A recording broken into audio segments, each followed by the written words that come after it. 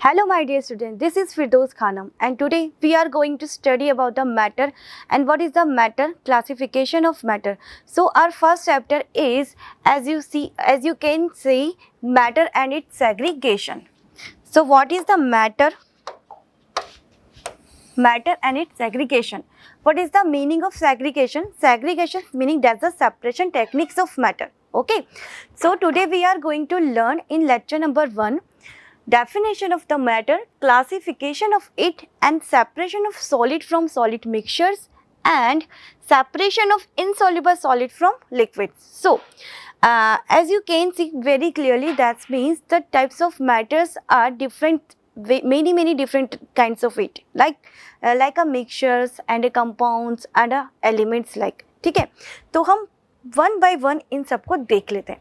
सबसे पहले हम देखते हैं हमारी स्क्रीन के ऊपर आपको कुछ डायग्राम्स यहाँ पर विजिबल हैं। ये डायग्राम्स आपको क्या बताते हैं? ये डायग्राम यहाँ पर आपको क्लियर करेंगे कि मैटर क्या होते हैं। मैटर की डेफिनेशंस के साथ साथ उनके एग्जांपल्स को समझना हमारे लिए बहुत ज़्यादा ज़रूरी होता है। तो सबसे पहले हम मैटर को अगर यहाँ पर आइडेंटिफिकेशन करेंगे तो उनके एग्जाम्पल्स के थ्रू, राइट। यहाँ पर मैं आपको 3 टाइप्स के एग्जांपल्स मैंने यहाँ पर आपको दिए हुए हैं।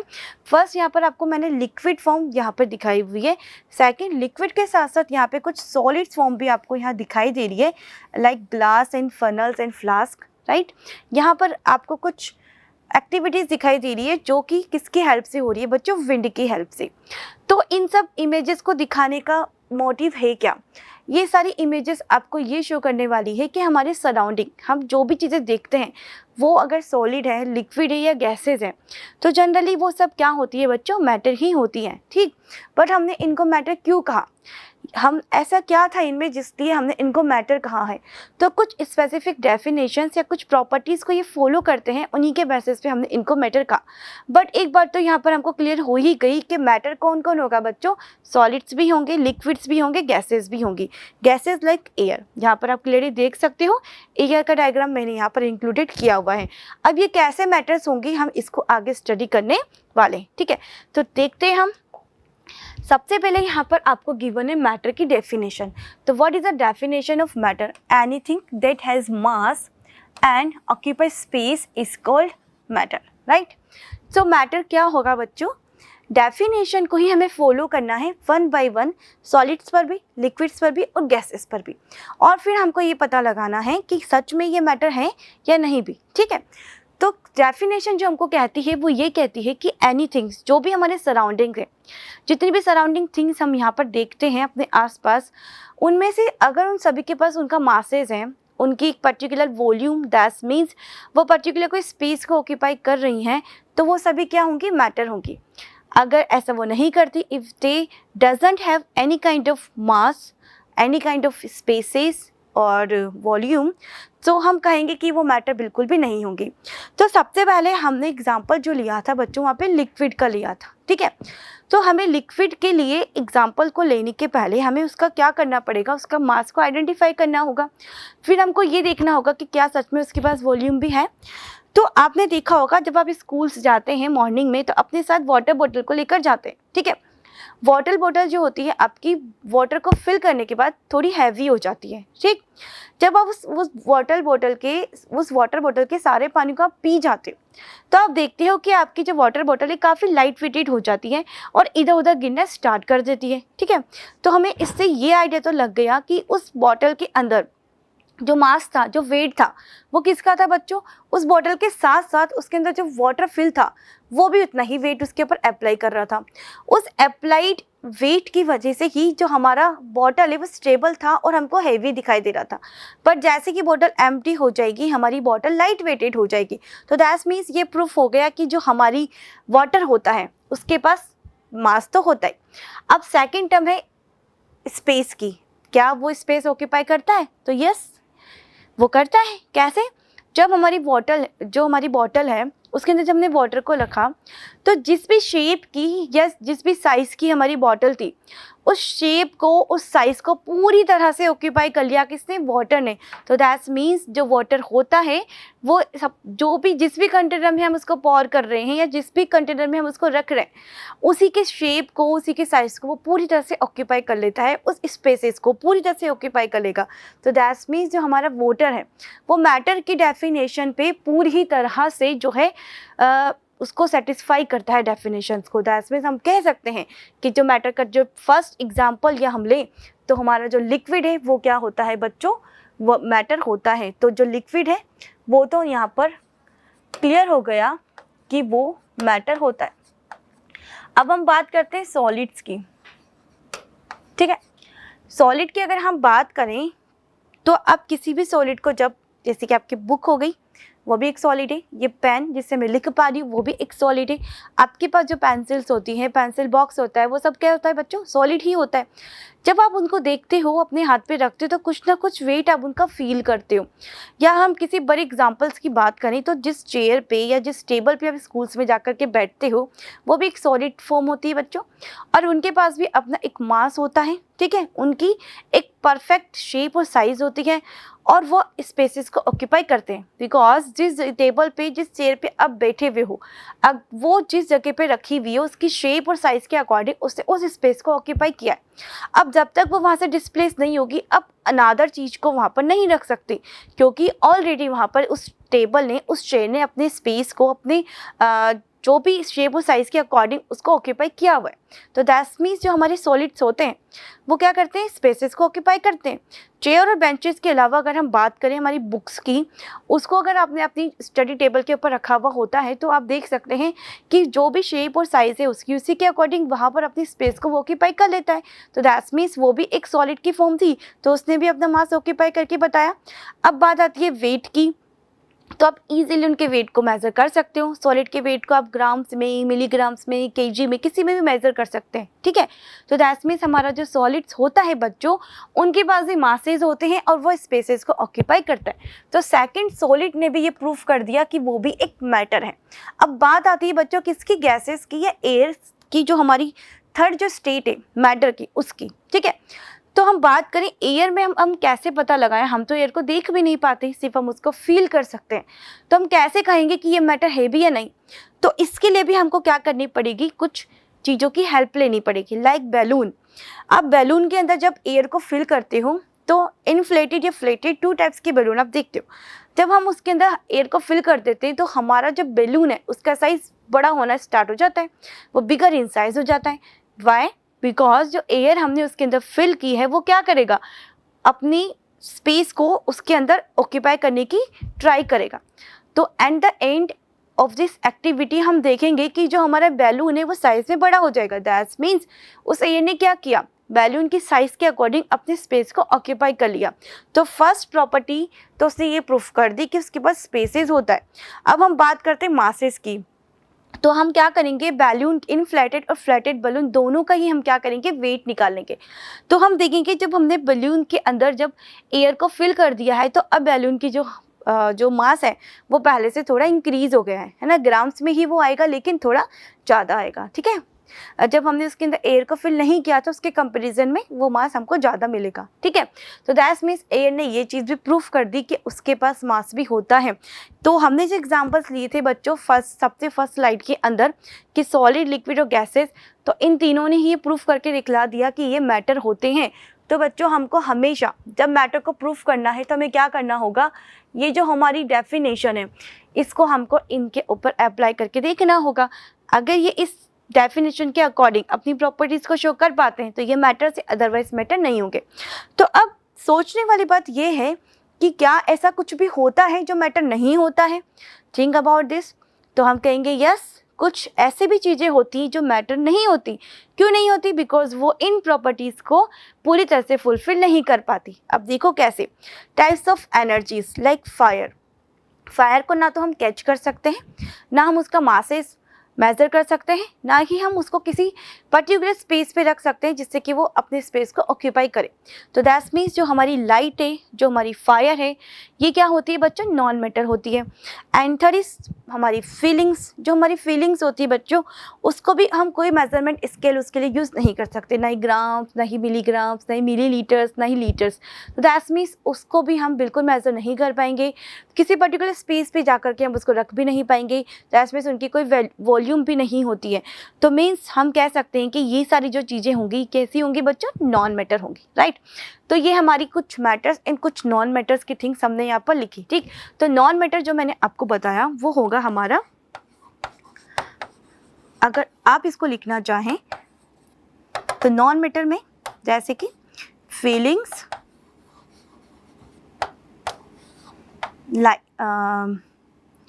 लाइट्स यानी कि एनर्जीज फॉर्म एंड फायर, ठीक है।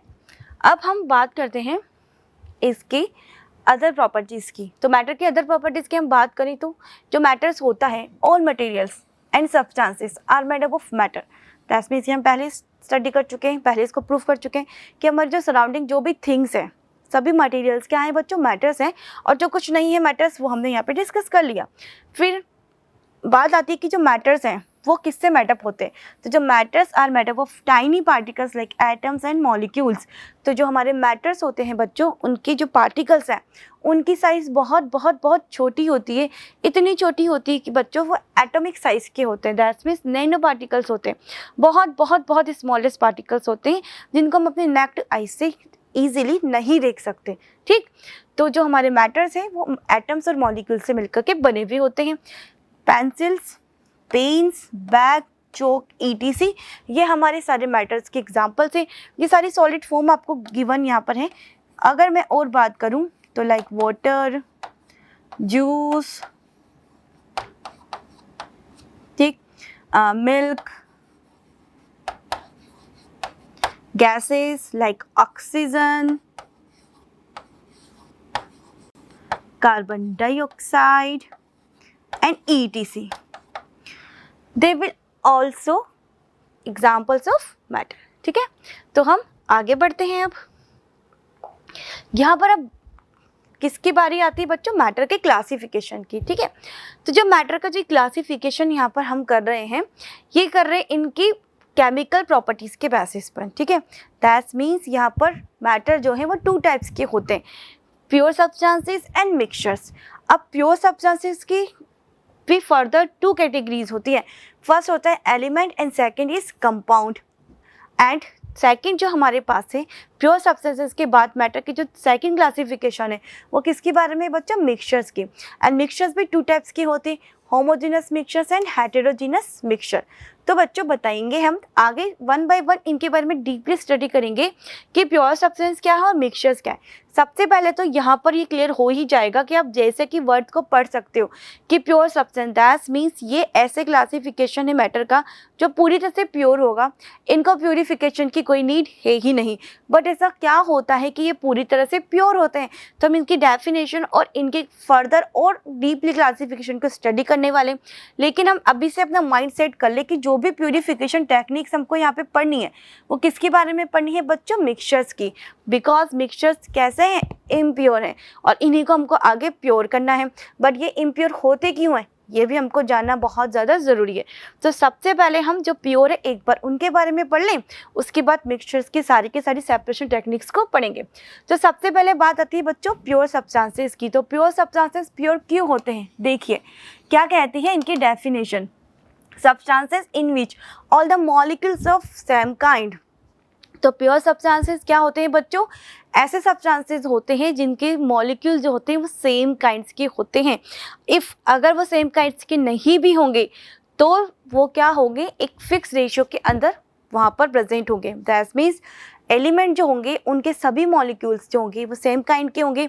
बट कंपाउंड जैसे कि वाटर, CO2, इसके अंदर सेम एलिमेंट नहीं है ना, कार्बन एक अनादर एलिमेंट है, ऑक्सीजन अनादर एलिमेंट है। तो आप वहाँ पे कंफ्यूज हो जाओगे कि मैम ये तो सेम काइंड के नहीं है। बट बच्चों वहाँ पे होगा क्या, उनका जो रेशियो है वो कैसा रहेगा, बिल्कुल फिक्स रहेगा। एंड थर्ड इज ये एक दूसरे से कैसे बॉन्डेड होते हैं बच्चों, केमिकली बॉन्डेड होते हैं। दैट मीन्स इनके बीच में क्या होता है, केमिकल रिएक्शंस होती है, उस केमिकल रिएक्शंस या केमिकल चेंजेस के थ्रू ही इनका फॉर्मेशन होता है।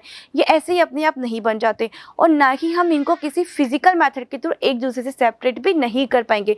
फिजिकल मेथड क्या होता है बच्चों, hand picking, sieving, filtration, sedimentation, ये सब फिजिकल मेथड होते हैं। तो ये जो हमारे प्योर सब्सटेंसेस होते हैं लाइक एलिमेंट्स एंड कंपाउंड, ये केमिकली बॉन्डेड होते हैं, इन्हें हम फिजिकल मेथड के थ्रू सेपरेट आउट नहीं कर सकते, राइट। तो ये फिक्स रेशियो में बने हुए होते हैं, इनके मॉलिक्यूल सेम काइंड्स के होते हैं, सेम काइंड के नहीं होंगे तो फिक्स रेशियो होगा, एंड फिक्स रेशियो होगा तो साथ ही केमिकल रिएक्शंस के थ्रू इनका फॉर्मेशन होगा। हम इसको ऐसे ही आपस में किसी भी तरीके से घर पे जैसे आप कोई टोए बनाते हो या कुछ फॉर्मेशन करते हो, वैसे हम इनका फॉर्मेशन नहीं कर सकते। ये जो है केमिकल रिएक्शन के थ्रू ही फॉर्म होते हैं, ठीक है। अब हम बात करते हैं प्योर सब्सटेंसेस की। फर्स्ट जो हमारा फर्दर क्लासिफिकेशन था अबाउट द एलिमेंट। तो एलिमेंट्स की अगर हम बात करें तो क्या डेफिनेशन होती है बच्चों एलिमेंट्स की, substances that can not be broken down into any other substances by chemical और फिजिकल मीन। तो एलिमेंट बच्चों ऐसे सब्सटेंसेस होते हैं हमारे जो आपको मॉलिक्यूलर फॉर्म के अंदर प्रेजेंट होंगे, लाइक एटॉमिक फॉर्म में ये प्रेजेंट नहीं हो सकते बिकॉज ये स्टेबिलिटी इनको गेन करनी होती है। लाइक ऑक्सीजन, तो ये सिर्फ मैंने ऑक्सीजन लिखा। नाइट्रोजन, ये क्या है बच्चों, इनकी एलिमेंटल फॉर्म है। दैट मीन्स ये एटॉमिक फॉर्म भी हम इसको कह सकते हैं। एलिमेंट्स के अंदर कौन प्रेजेंट होते हैं बच्चों, एटम। तो ये ऑक्सीजन का एटम, ये नाइट्रोजन का एटम, ये हाइड्रोजन का एटम।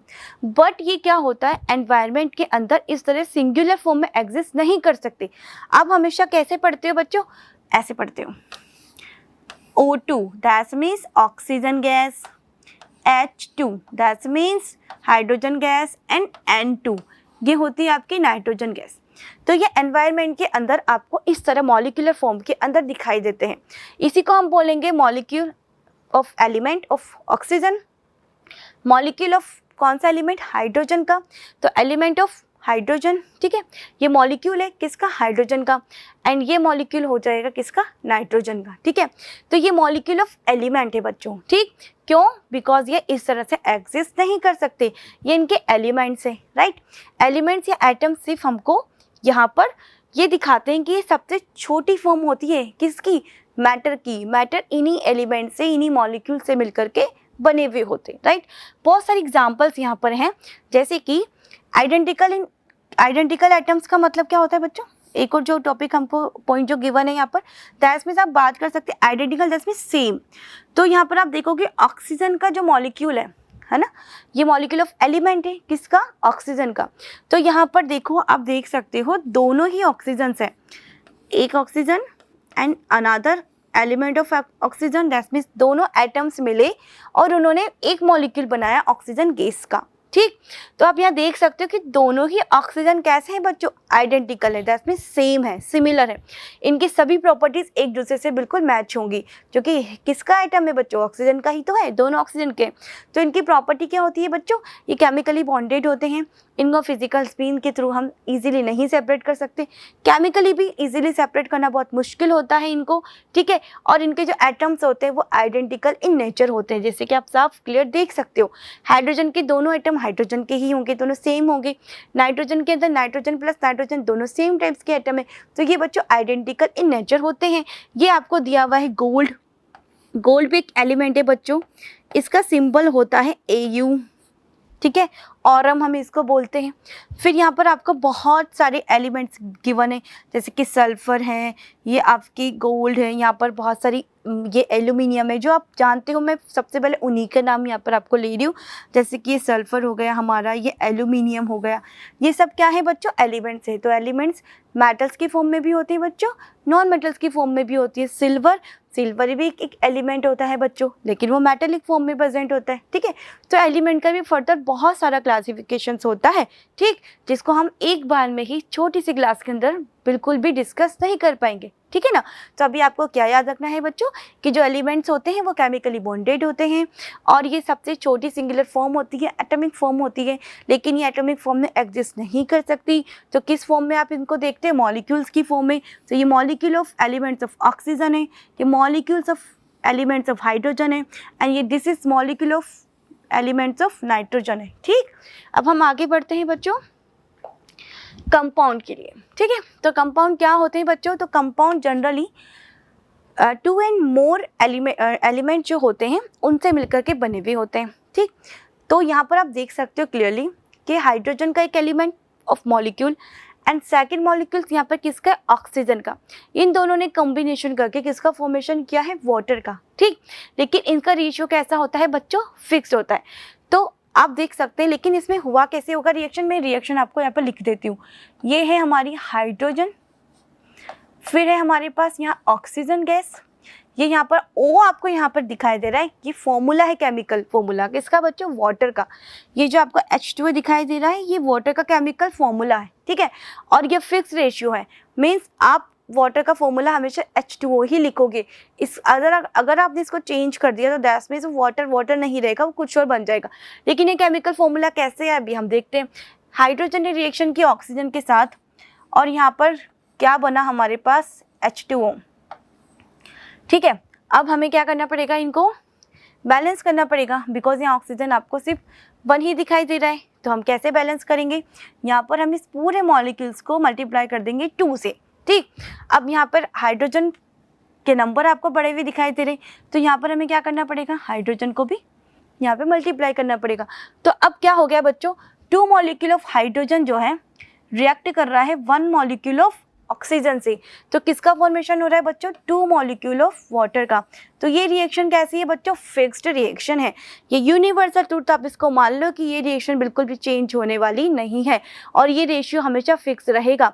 कैसे फिक्स रहेगा, 2:1। और इसी रेशियो के अकॉर्डिंग किसका फॉर्मेशन हुआ है बच्चों, आपके केमिकल फॉर्मूले का। दैट मीन्स हमारा जो हाइड्रोजन और ऑक्सीजन का जो रेशियो है इस पूरे केमिकल फॉर्मूला के अंदर, वो हमेशा क्या रहने वाला है बच्चों, 2:1। That means 2 molecule of hydrogen and 1 molecule of oxygen.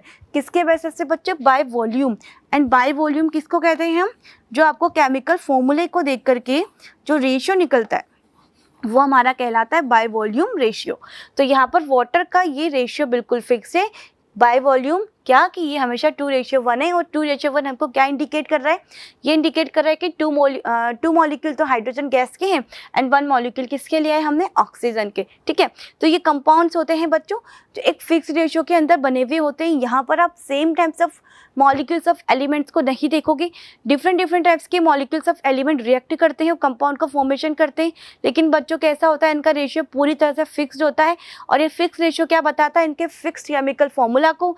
तो ये केमिकल फॉर्मूला कभी भी चेंज होने वाला नहीं है। वाटर का केमिकल फॉर्मूला हमेशा H2O ही रहेगा। यहाँ पर आप देख सकते हो CO2 कार्बन डाइऑक्साइड, इसका फॉर्मूला हमेशा कितना रहेगा बच्चों, CO2। वाटर ये हमारा हाइड्रोजन परऑक्साइड जिसका यूज़ हम मेडिसिन की फॉर्म में करते हैं, जब हमको चोट वगैरह लग जाती है तो हाइड्रोजन परऑक्साइड का यूज़ किया जाता है। इसका फॉर्मूला होता है बच्चों H2O2। ये होती है अमोनिया गैस, ठीक है। इसका फॉर्मूला होता है NH3 और ये जस्ट वाटर हमने अभी जस्ट डिस्कस ही किया है। तो क्लियर है। प्योर सब्सटेंसेस की हम बात करें तो फर्स्ट होते हैं एलिमेंट और सेकंड होते हैं बच्चों कंपाउंड्स। अब हम बढ़ते हैं आगे।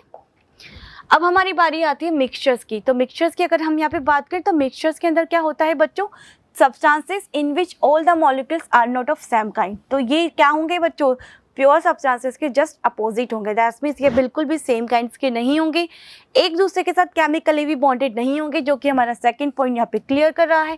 ये किसी भी रेशियो के अंदर बन सकते हैं और इनकी not found pure state in nature. That means ये प्योर स्टेट के अंदर भी प्रेजेंट नहीं होते, ठीक है। तो क्या डिफरेंस है, प्योर सब्सटेंसेस केमिकली बॉन्डेड होते थे, उनका रेशियो फिक्स होता था और वो क्या होते थे बच्चों, सेम काइंड्स ऑफ मॉलिक्यूल्स उनके अंदर प्रेजेंट होते थे। लेकिन मिक्सचर्स के अंदर ये सब चीज़ें बिल्कुल भी नहीं होगी, जस्ट उसका अपोजिट ही होगा। फिर हम बात करते हैं टाइप्स ऑफ मिक्सचर्स की, ठीक है। तो जैसे कि मिक्सचर्स यहाँ पर आप देख सकते हो सबको मिक्स किया हुआ है, फिर हमने उसको सेपरेट किया है, जैसे कि ब्लू कलर है, ग्रीन कलर है, येलो कलर, इस तरह से। तो और भी फर्दर सेपरेशन टेक्निक्स है जिसको हम आगे स्टडी करने वाले हैं। हाँ, अब हमारे पास टाइप्स ऑफ मिक्सचर्स यहाँ पर हैं। तो first is homogeneous mixture and second is heterogeneous mixture. And homo that means same, hetero that means different.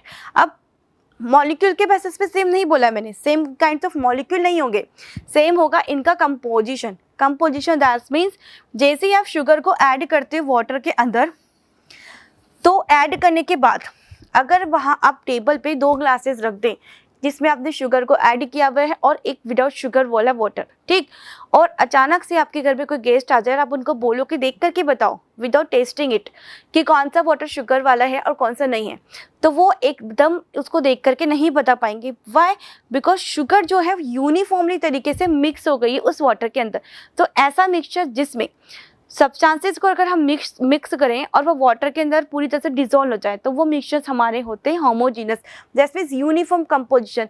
सभी और वाटर के ग्लास जो हमने फिल किया था, उस ग्लास में सभी तरफ उसका कंपोजिशन सेम है, कहीं पर भी उसकी थिकनेस या अबेंडेंस हमको ज़्यादा या कम नज़र नहीं आ रही है। तो ऐसा मिक्सचर होता है बच्चों होमोजीनस इन नेचर। सेकेंड, जब आप इसको टेस्ट करोगे तो फर्स्ट सिप इसकी जितनी स्वीटी होगी, जितनी स्वीटनेस उसके अंदर होगी, उतनी ही इसकी लास्ट सिप भी होगी। तो ये होमोजीनस मिक्सचर होगा।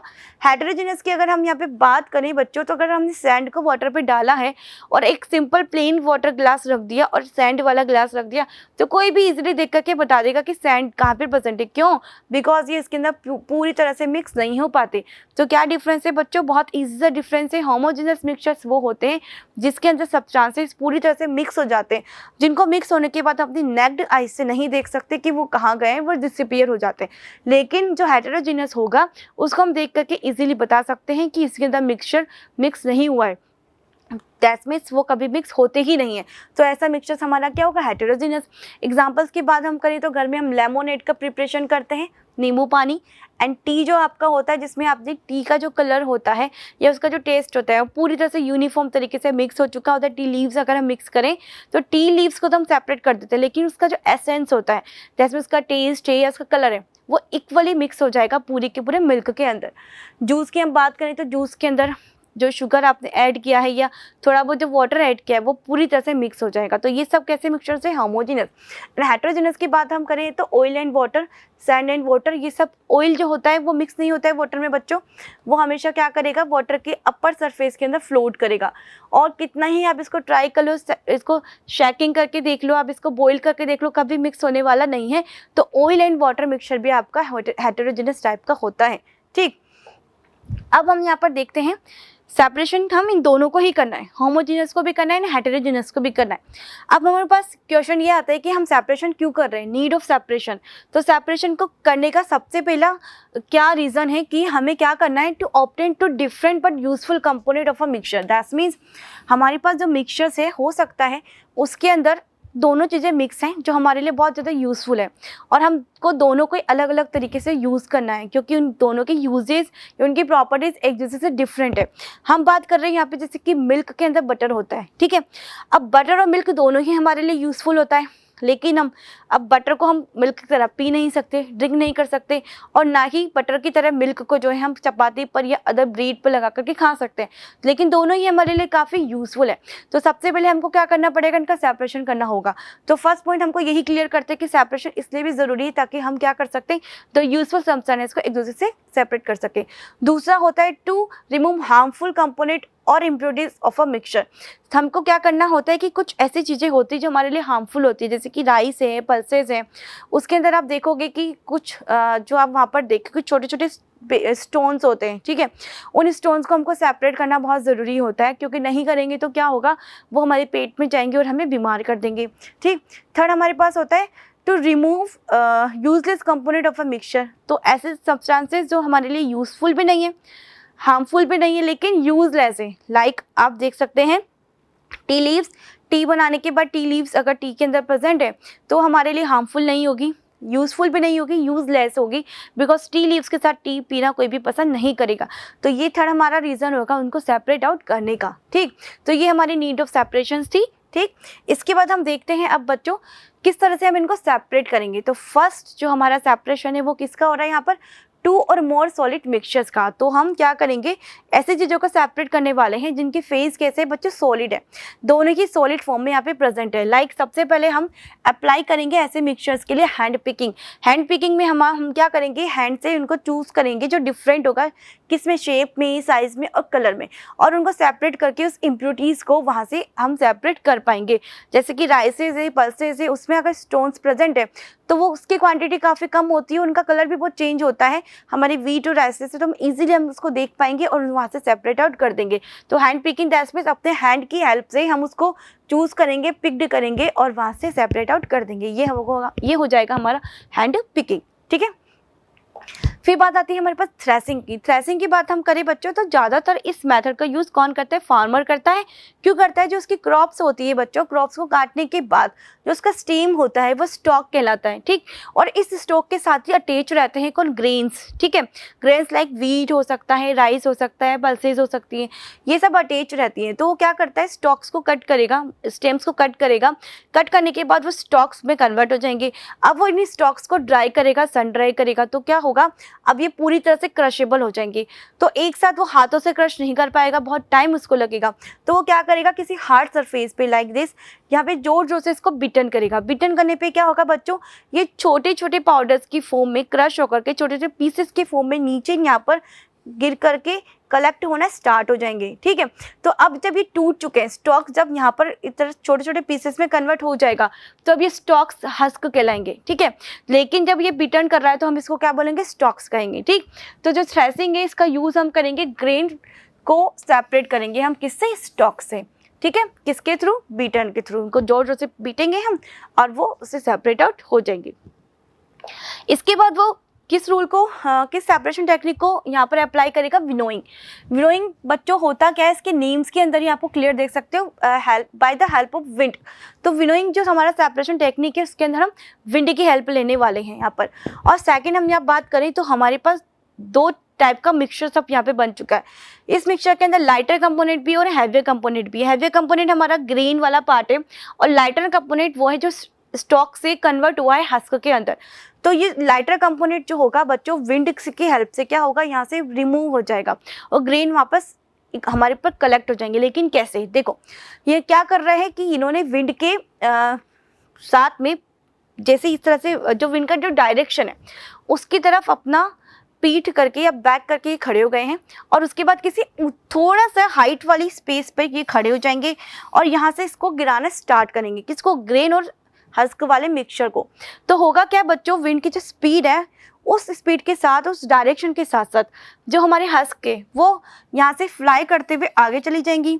और जो ग्रेन है वो क्या है? हस्क के कंपैरिजन में थोड़े हैवी हैं, तो वो ज़्यादा उड़ नहीं पाएंगे, दूर नहीं जाएंगे और वहीं पर नीचे ड्रॉप डाउन हो जाएंगे और कलेक्ट होते चले जाएंगे। तो इस मेथड के थ्रू लाइटर और हैवी कंपोनेंट के बेसिस पर विंड की हेल्प से हमने विनोइंग को जो है यहाँ पर हम सक्सेसफुली कंडक्ट करवा लेंगे, ठीक है। फिर बात आती है नेक्स्ट सेपरेशन टेक्निक आपकी सीविंग। तो सीविंग जो होती है बच्चों बहुत इजी मेथड है। इसको हम किसके हेल्प से करेंगे? सीव की हेल्प से करेंगे। इसमें होता क्या है?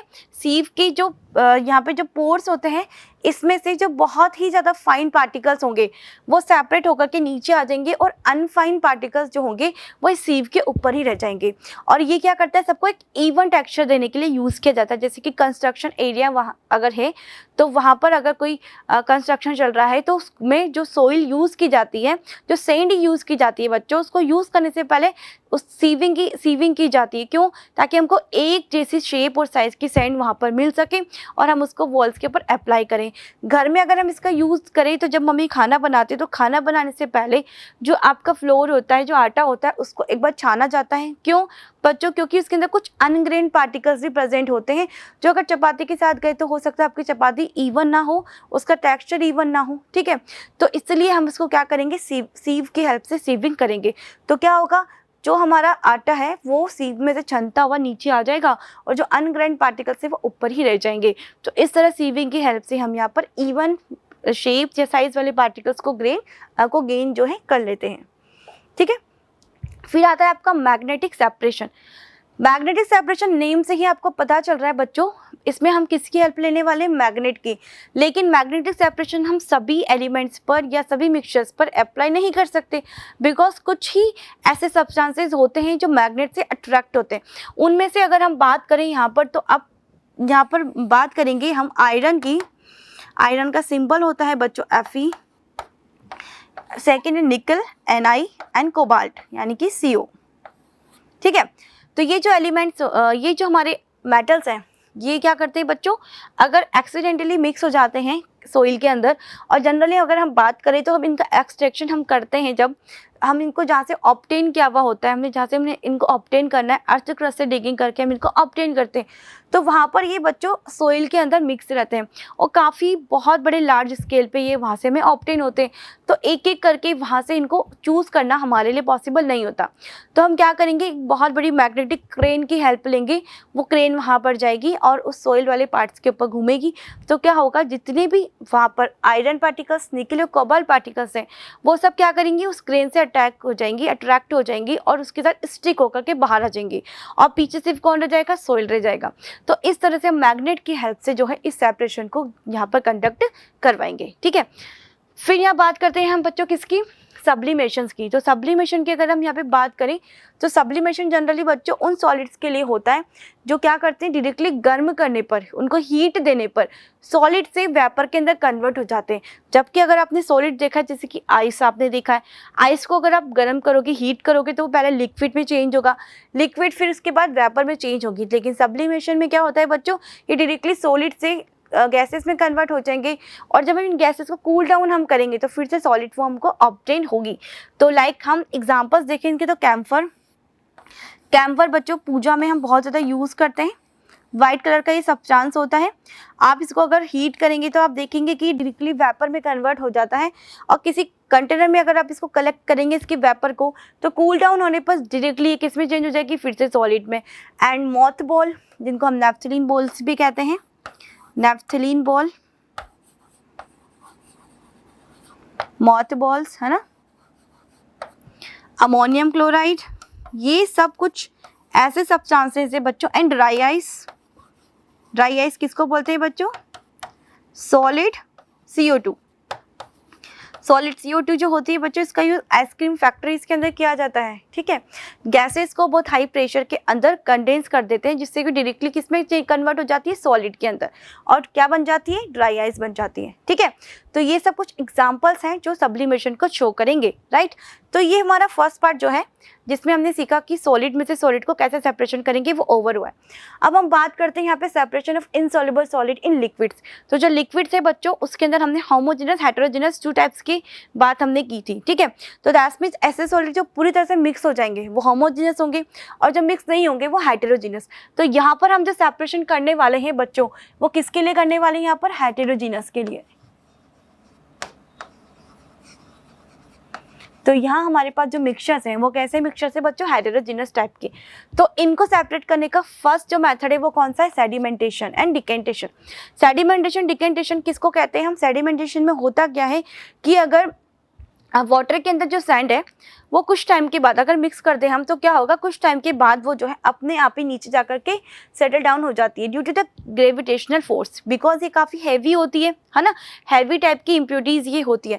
तो ऐसी हैवी इम्प्योरिटीज़ क्या होंगी, थोड़ी टाइम के बाद खुद ब खुद due to the gravitation force नीचे आकर के जो है सेटल डाउन हो जाएंगी। तो ये जो सेटलिंग प्रोसेस है यही हमारा सेडिमेंटेशन हम इसको कहते हैं। सेडिमेंटेशन के बाद हम यहाँ देखेंगे कि जो वाटर की लेयर ऊपर क्लियर आपको दिखाई देना स्टार्ट हो जाएगी और इम्प्योरिटीज़ नीचे ही रहेंगी। तो अब हमें क्या करना है, इस जो क्लियर लेयर है यानी कि जो वाटर है उसको सेपरेट करना है इस सैंड से। तो हम इसको क्या करेंगे, पोर कर देंगे विदाउट डिस्टर्बिंग, हम इसको डिस्टर्ब बिल्कुल भी नहीं करेंगे और यहाँ पर दूसरे कंटेनर के अंदर हम इसको शिफ्ट करेंगे। तो ये जो शिफ्टिंग प्रोसेस है बच्चों, यही क्या होगा, हमारा डिकेंटेशन। तो sedimentation that means settling down of sand and decantation में हम क्या करेंगे, shifting of the clear water. तो ये हमारा सेडिमेंटेशन है और डिकेंटेशन है। इसका यूज़ मेनली अगर आप देखें तो बहुत कॉमन यूज़ है कि अगर रेनी सीजन में हमारे टेप वाटर से गंदा पानी आ रहा है, मडी वाटर आ रहा है, तो आप उसको थोड़ी टाइम के लिए रहने दें, डिस्टर्ब बिल्कुल ना करें। थोड़ी टाइम के बाद मड जो है ऑटोमेटिकली क्या होगा, नीचे जाकर के सेटल डाउन हो जाएंगी। सेटल डाउन होने के बाद आप क्लियर वाटर को शिफ्ट कर दें किसी और कंटेनर में, तो वहाँ पर ये प्रोसेस दोनों ही अप्लाई हो जाएंगे, जिसमें सेडिमेंटेशन एंड डिकेंटेशन। तो ये बहुत नेचुरल सा प्रोसेस है, जिसमें बहुत ईजी इसको आप घर पे अप्लाई कर सकते हैं। फिर आपका लोडिंग प्रोसेस, ये भी आप बहुत इजी घर पे करते हो। एलम दैट जिसको हम कहते हैं पोटाश एलम या फिटकरी, इसकी हेल्प से क्या किया जाता है बच्चों, वाटर को प्योर किया जाता है। ठीक है, इसमें हम क्या करते हैं, सेडिमेंटेशन थोड़ा स्लो प्रोसेस होता है, उसके लिए आपको 2 या 3 आवर्स का वेट करना होगा। लेकिन जो हमारी पोटाश एलम है वो सेडिमेंटेशन को काफ़ी फास्ट बना देगी। साथ ही साथ हम इसको वहाँ अप्लाई करेंगे जब डिकेंटेशन हमने कर लिया, देन उसके बाद भी हमको जो वाटर है उसके अंदर अभी भी कुछ इनसॉल्युबल पार्ट्स दिखाई दे रहे हैं। दैट मीन्स वाटर अभी भी कैसा है बच्चों, पूरी तरह से क्लियर नहीं दिख रहा है। तो हम क्या करेंगे, वहाँ पोटाश एलम की हेल्प लेंगे। पोटाश एलम उन फाइन पार्टिकल्स को जो अभी भी सस्पेंडेड है उस पानी में, उनको एक दूसरे के साथ कलेक्ट करवाएंगी। कलेक्ट करने के बाद लोड करेंगी, दैट मीन्स हेवी बना देंगी, और हैवी बनाने के बाद वो उनको नीचे सेटल डाउन करा देंगी। तो यही प्रोसेस हमारा लोडिंग प्रोसेस हो जाएगा। दैट मीन्स फाइन पार्टिकल्स को लोड करना, हैवी बनाना, और हैवी बना करके उनका फास्ट सेडिमेंटेशन करवाना ही क्या कहलाता है बच्चों, लोडिंग कहलाता है। बट ये किसकी हेल्प से होगा बच्चों, पोटाश एलम की हेल्प से ये होगा। ठीक है, एंड पोटाश एलम को आप जानते हैं फिटकरी भी हम हिंदी में इसको कहते हैं। ठीक है, काफ़ी इजी यूज़ होता है इसका। और उसके बाद हम बात करेंगे हमारा लास्ट इनसॉल्युबल सॉलिड को लिक्विड में सेपरेशन करने का जो मेथड है वो है फिल्ट्रेशन। फिल्ट्रेशन आप बहुत इजीली डेली लाइफ में यूज़ कर सकते हो। जो टैप वाटर हो रहा है उसमें भी आप कुछ फ़िल्टर लगा दें तो प्रोसेस फिल्ट्रेशन कहलाएगा। या जो हम अगर विलेजेस वगैरह में देखें तो वहाँ पर जब वेल से जो पानी बाहर निकाला जाता है तो वहाँ पर जो पॉट होता है, अर्थन पॉट, उसके माउथ पर मसलिन क्लोथ्स वगैरह बांध दिए जाते हैं। देन उसके बाद वाटर को उसके अंदर डाला जाता है, तो उस मसलिन क्लोथ के ऊपर जो भी इम्प्यूरिटीज़ होती हैं वो कलेक्ट हो जाती है, तो वो भी फिल्ट्रेशन ही है। थर्ड हम बात करते हैं हमारे घर पे स्ट्रेनर जो है, उस स्ट्रेनर से हम क्या करते हैं बच्चों, टी लीव्स को सेपरेट करते हैं टी में से, तो वो जो प्रोसेस होता है बच्चों वो भी फिल्ट्रेशन होता है। थर्ड हम बात करेंगे लेबोरेटरीज़ के अंदर जहाँ पे फिल्टर पेपर का यूज़ किया जाता है और फिल्ट्रेशन को हम कंडक्ट करवाते हैं, तो ये भी फिल्ट्रेशन ही होता है। तो फिल्ट्रेशन दैट मीन्स किसी ना किसी मीडियम के through the filter paper, through the muslin cloth, through the strainer, अगर हम प्रोसेस को कंडक्ट करवा रहे हैं तो वो क्या होगा, हमारा फिल्ट्रेशन होगा। ठीक है, अब इस फिल्ट्रेशन के अंदर हम देखेंगे कि इनसॉल्युबल जो सब्सटेंसेज है वो फिल्टर पेपर के ऊपर ही कलेक्ट रह जाएंगे, और ये अब हमारे कहलाएंगे रेसिड्यू। ये एंड जो क्लियर वाटर यहाँ पे ड्रॉप ड्रॉप करके आपको मिल रहा है, ये पूरा क्लियर होने के बाद मिला है, इसलिए हम इसको क्या बोलेंगे, फिल्ट्रेशन के बाद ये फिल्टर होकर के मिला है, इसलिए ये क्या होगा हमारा बच्चों, फिल्ट्रेट होगा। क्या होगा, फिल्ट्रेट, राइट। तो जो इम्प्यूरिटीज होती है बच्चों वो कहाँ रह जाएगी, फिल्टर पेपर के ऊपर या स्ट्रेनर के ऊपर या मसलिन क्लोथ के ऊपर, तो वो कहलाएंगी रेसिड्यू। एंड इन सब में से फिल्टर के बाद जो क्लियर वाटर हमको मिलेगा उसको हम क्या कहेंगे बच्चों, फिल्ट्रेट कहेंगे। क्लियर वाटर या फिर टी, वो सभी क्या होंगे बच्चों, फिल्ट्रेट होंगी। तो ये हमारे कुछ मेथड्स थे, ठीक है, जिसके अंदर हमने सीखा कि कैसे हम इनसॉल्युबल सॉलिड्स को सेपरेट करेंगे, दैट मींस हेटेरोजेनस मिक्सचर्स को, एंड सॉलिड से सॉलिड को हम किस तरह से सेपरेट कर पाते हैं। तो लेक्चर 1 के अंदर हमने काफ़ी सारा हमारा कंटेंट आज कवर किया है। रिमेनिंग जो कंटेंट है हमारा बच्चों, जिसके अंदर हम होमोजेनस टाइप्स के मिक्सचर्स को एंड अदर जो स्पेशल हमारी सेपरेशन टेक्निक्स है लाइक सेपरेटिंग फनल, डिस्टिलेशंस, है ना, fraction distillation, crystallization and centrifugation, जिनके बारे में शायद अभी आपने इसके पहले नहीं पढ़ा है, तो उन सबको हम जो है कंटिन्यू करेंगे हमारे नेक्स्ट लेक्चर के अंदर। तो होप आपको ये चीज़ें बहुत अच्छे से समझ में आई होगी। आप इसको इसी तरह से पढ़ते रहें और आगे हमसे फिर से जुड़िएगा अब लेक्चर नंबर 2 में। Till then thank you so much.